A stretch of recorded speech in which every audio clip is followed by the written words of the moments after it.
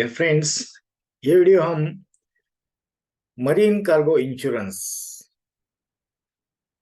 Against inland cargo insurance ये topic पे बना रहे हैं। तो इंश्योरेंस से तो आपको ये पता चल ही गया होगा कि हम कार्गो इंश्योरेंस के रिलेटेड जो टर्म है उसके बारे में डिस्कशन करना चाहते हैं, बात करना चाहते हैं। और इसमें दो टाइप्स के कार्गो इंश्योरेंस आएंगे। इनलैंड में जब हम गुड्स ट्रांसपोर्ट करते हैं फॉर डोमेस्टिक ट्रेड, वहां पे हमें इनलैंड ट्रांसपोर्टेशन जो है कि उसके लिए इंश्योरेंस निकालना चाहिए, जिसका नाम है इनलैंड ट्रांसपोर्ट या इनलैंड इंश्योरेंस। और जब एक्जिम ट्रेड में आप इन्वॉल्व है, इंटरनेशनल ट्रेड में इन्वॉल्व है, उस समय में जो इंश्योरेंस लिया जाता है उसका नाम मरीन कार्गो इंश्योरेंस करके लिया जाता है। उसे मरीन कार्गो इंश्योरेंस करके बोला जाता है। तो बेसिकली जैसे कि इनलैंड पॉलिसी आप निकालेंगे तो उसमें भी अलग अलग टाइप की पॉलिसीज है कि जैसे कि आप आपका जो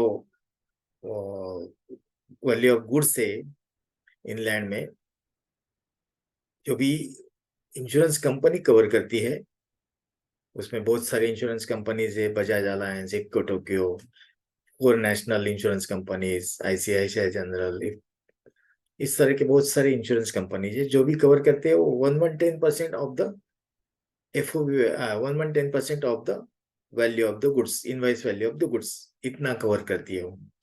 एंड अकॉर्डिंगली जो भी आप उनकी जो मेथोडोलॉजी रहती है पॉलिसी इशू करने की, उसमें अ, आपको जो भी एनुअल बेसिस का आपका जो ट्रांसपोर्ट होने वाला है उस बेसिस पे एनुअल ओपन पॉलिसी आपको दी जाती है। तो जो भी आप इंश्योरेंस उसमें जो भी कार्गो आप डिलीवर करेंगे तो वहां से आपको उतना आपको डेबिट डालना है। और इंश्योरेंस जो है कि जब आप 10 CR का अगर पॉलिसी निकाला है तो 10 CR जब आपका खत्म हो जाएगा तो आपको फिर दूसरी पॉलिसी आपको निकालनी चाहिए।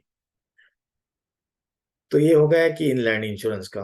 वैसा ही इंश्योरेंस जो है कि मरीन कार्गो के लिए आपको करना पड़ेगा। मरीन में दो टर्म्स, डिलीवरी टर्म्स जो है कि जिसमें फ्रेट इन्वॉल्व है, मतलब CIF, और उसके बाद में के जो भी डिलीवरी टर्म्स है जहां हम बायर्स के एंड में, मतलब जो भी इंपोर्टर है उसके एंड में डिलीवरी देना चाहते हैं, वहां तक सी फ्रेट इन्वॉल्व है। तो उस समय में मरीन कार्गो इंश्योरेंस की जरूरी पड़ती है। उसके पहले जो भी ट्रैवल आपके फैक्ट्री से हमारे जो डेस्टिनेशन पोर्ट से, एयरपोर्ट या सी पोर्ट से, वहां तक जो ट्रैवल होता है वो आपको इनलैंड पॉलिसी के अंडर कवर करना रहता है। तो कभी कभी combine inland plus marine insurance, इस तरह की पॉलिसी भी एक्सपोर्टर को दी जाती है। तो it works on the same principle कि आपको 110% का हर एक इसमें आपको जो भी वैल्यू रहेगी उसके 110% आपको उसका मुआवजा मिल सकता है।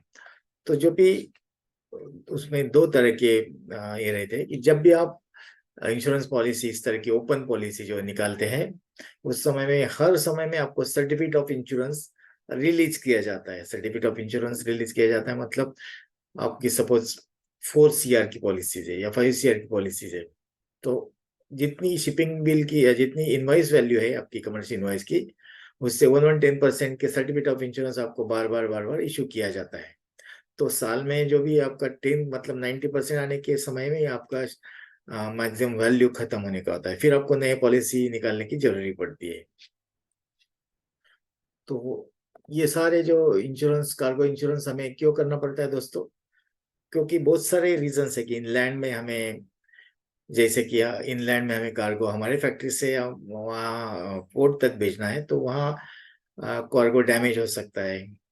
तो because of the any other reasons not response, that in that case reasons which are not responsible for the exporter, तो एक्सपोर्टर के कुछ ऐसे रीजंस नहीं है कि जिसके लिए वो खुद रिस्पॉन्सिबल है, ऐसे रीजंस के लिए आपको मिलेगा नहीं। जो रीजंस है कि इंसिडेंशियल रीजंस जो है उसके लिए आपको इंश्योरेंस प्राप्त होगा। फॉर एग्जाम्पल पैकेजिंग अगर आपने बराबर नहीं किया, उसका डैमेज होता है, तो आपको इंश्योरेंस कंपनी इंश्योरेंस नहीं देगी, क्योंकि आपके पैकेजिंग आपने सही ढंग से नहीं किया। लेकिन आपका पैकेजिंग का डैमेज जो है जब ट्रक लेके जाते समय में होता है, तो उस समय में आपको इंश्योरेंस मिल सकता है, because of the trans in transit movements. तो cargo damages in transit movement, या package damages in transit movement, या कार्गो जो है कि आपका पेरिशेबल कार्गो था, उसमें फ्री रिफर कंटेनर में लेते जाते समय ही पोर्ट तक ही आपका कार्गो खराब हो गया, या फिर आपको कार्गो जो है कि उसमें एक्सीडेंट हो गया, या फिर लेबर के वजह से कार्गो आपका रुक गया। मतलब नेचुरल जो कलामिटीज है, स्ट्राइक्स, नेचुरल कलामिटीज, ये सारे जो है कि ये सारी बातें जो है अनफोर्सिन कंडीशंस जो है इसमें कंसिडर की जाती है, और उसका भी जो भी है आपको मुआवजा मिलता है। अभी विद इन द पोर्ट भी आपका ये, जब आप पोर्ट पे पहुंच जाते हैं उसके बाद मरीन इंश्योरेंस का कवरेज चालू हो जाता है। तो वहां पे भी आपको जो भी इंसिडेंसेस होंगे, आपका कार्गो अगर जल गया, इन बिटवीन भी जल गया, या वहाँ उनके कस्टडी में जो, मतलब कस्टोडियन के कस्टडी में कार्गो था और तब जल गया, आपकी शिपिंग बिल सभी फॉर्मेलिटी कंप्लीट हो गई थी और आपका कार्गो जल गया, तो भी आपको 110% का जो क्लेम है आपको सफीज होगा।